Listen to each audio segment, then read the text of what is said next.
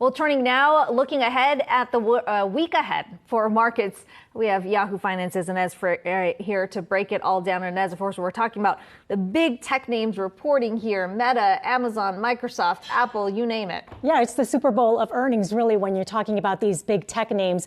And as you just mentioned, these are the big mega caps that will be reporting earnings this week. And what will be interesting to watch is Apple, Microsoft Tuesday, Alphabet, Amazon on Thursday, Meta on Wednesday. But look, these companies, their outsized weighting in the S&P 500 is significant. Earnings per share are expected to fall year over year.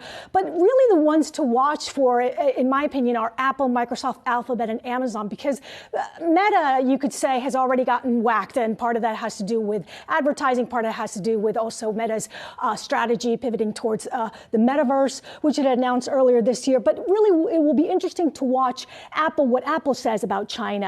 What the advertising looks like when it comes to Meta, when it comes to Alphabet and YouTube, for example. And then most importantly also is any talk of FX, foreign exchange, and how the currencies have been impacting revenue for these companies that produce services, and also they sell their products abroad. Amazon, 30% of its e-commerce comes from the international market. So it'll be interesting to watch to see how the strong dollar is impacting their performance. And it'll be interesting to see if they talk about constant currency, which is basically where they strip out that volatility.